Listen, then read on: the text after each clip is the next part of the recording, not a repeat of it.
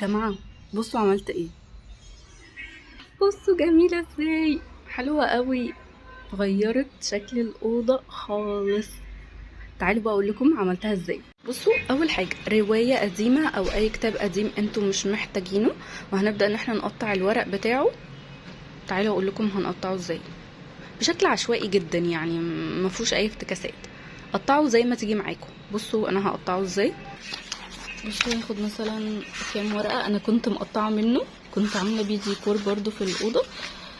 بصوا نقوا الورق اللي هو كده، ممكن ناخد ورقة كاملة وممكن نقطعها بشكل عشوائي كده.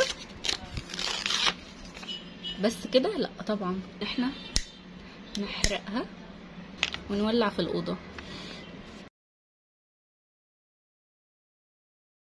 كده. لا، محتاجين الشمع ده علشان نلزقه على الحيطة، علشان تكون حاجة ايه سهلة وخفيفة، واما نيجي نشيلها مشيلش البياض معاها.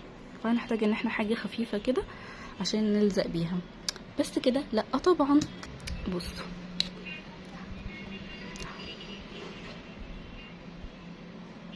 لا، اي لبستك احمر عندك هاتيه، وهنبدأ ان احنا نبوس الورق. هخلص بقية الورق واجي. بصوا خلصت الورق كله. تاني حاجة الشرايط دي شرايط قديمة جدا، كانت ستارة زينة كده كانت عندي. والبقرة ده كذا اوبشن للفيونكات. في بقى اوبشن تالت وده اللي انا هعتمده، يعني هي الشرايط اللي باللون الروز او البينك ده، ولكن هي كان فرع واحد بس. ليه بقى؟ قولولي ليه. لان هو كان عارفين لما تروحوا تشتروا جاتو او حلويات، هي بالظبط هو ده اللي بيتلف بيه. هو ده كان شريط ملفوف بيه علبة الجاتو، فانا خدته عجبني، قلت ده هيمشي اكتر مع الاوضه، لان انا الاوضه عندي كلها ابيض. فاخترت ان انا هعمل بده. ممكن بقى تعملوا بده، ممكن تعملوا بده، ولكن مش هينفع معايا الابيض خالص. هعمل بيه حاجه تانية هوريها لكم برضو. تعالوا بقى نعلقهم مع بعض. انا علقت دول كده. هنبدا ان احنا بقى ناخد الورق وهلزقه هنا كده على الفيونكات بشكل عشوائي خالص.